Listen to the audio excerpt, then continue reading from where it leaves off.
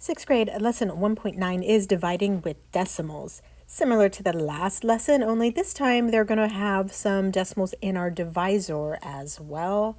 And I'll show you how we manipulate those numbers so that we don't have to really worry about that. So you'll find that this lesson is almost a tie together between the first lesson 1.1, where you were dividing with the large multiple digit numbers as a divisor, and lesson 1.8 where you were dividing with decimal in the dividend. And so it's very similar, same skills. So as we keep continuing with this, hopefully you're feeling more and more confident with it. So let's go ahead and get started. We have 66.5 divided by 3.5. It's handled the same way. We use the same algorithm. I'm going to put this 66.5, the amount that's being split into pieces, inside of the algorithm. And on the outside, knocking on the door, how many pieces it's being split into, 3.5 on the outside. Now, I prefer not to have to multiply 3.5 however many times. It gets confusing. So I'm going to manipulate this using what I know about math. I know if I multiply this number by 10, it will move that decimal one spot over. If I needed to move it 2 spots, I would multiply it by 100. If I needed to move it 3 spots, I would multiply by 1,000, right? I'm multiplying it by however many place values I need to move it. In this case, I just need to move it 1 spot. So it's a multiplication by 10. The only reason I'm allowed to do that is because I'm going to be fair. If I multiply this by 10, then I'm also going to multiply this by 10 and move that decimal by the exact same amount.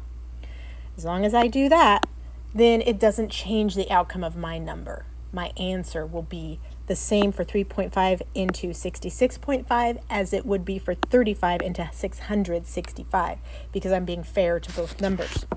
So if I multiply this number by 10, it moves the decimal over once. And as long as I do that to the number inside of the algorithm, the same amount, the exact same amount, one spot only, then I'm fine. And then I just go into dividing exactly the way I've been doing. So now I'm going to go ahead and ask myself, how many 35s into 6? None, same as before. How many 35s into 66? 2. I'm pretty sure 3 is too much. 1, and I'm pretty sure 2 is too many. It is. So it's just going to be ones. Subtract to get my remainder.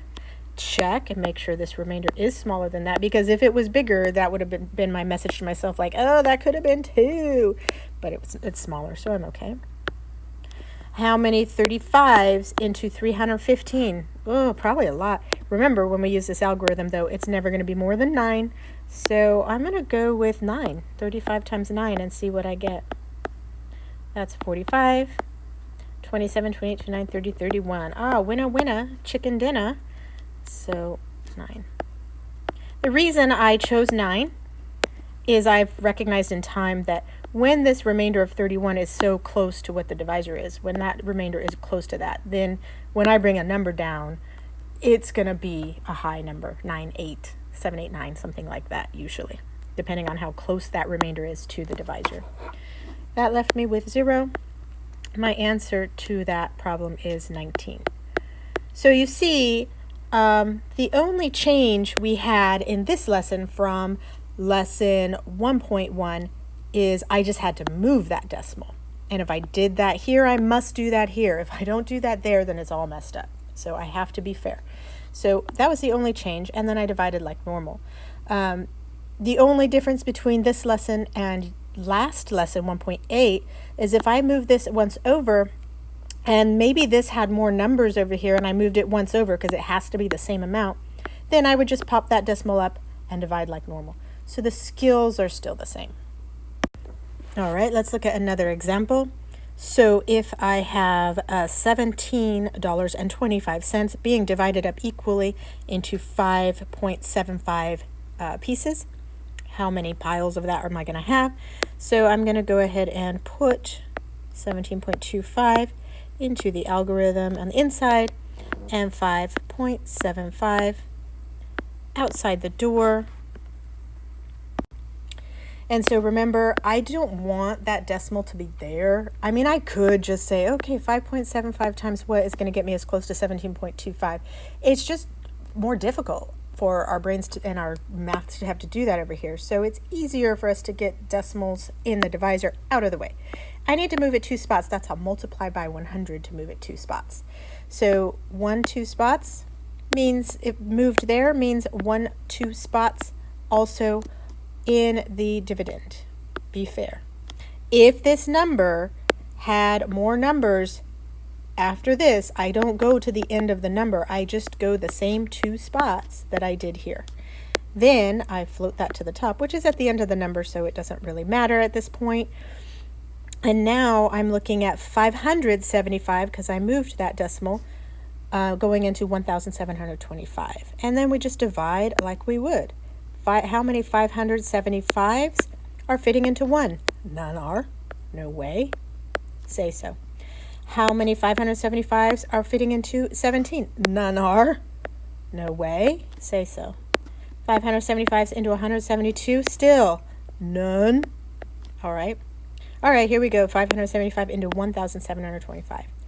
I'm going to kind of estimate this is close to 600-ish. That is close to, well, 17, let's see, 6 goes into 18, so 1,800-ish. So 6 into 18 is about 3. So I'm going to guess times 3 for my math lab because I did that rounding thought process there. 21, 22, 15, 16, 17. Oh, and ding, ding, ding, ding, ding. Winner, chicken dinner. It was exactly 3.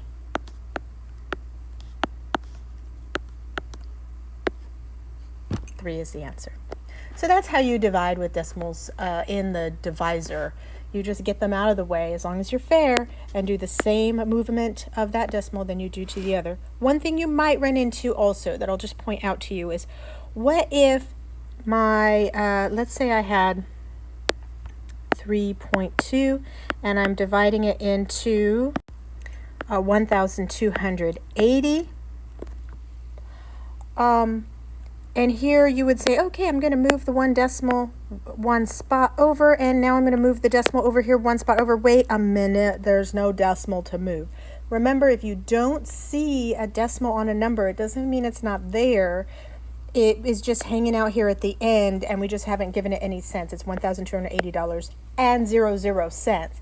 So make it show up, and then and then create a spot for it to move. And then pop that to the top and you're good to go. Okay? And then you would just divide like normal. So it looks like a happy face. Let's make him happy. Hello. Okay. Anyway, that's how you handle that. If you don't see a decimal, you still have to move it the same amount of spots as this, so we create the spots if we need to. All right, that's it. Good luck. And let me know if you need any help.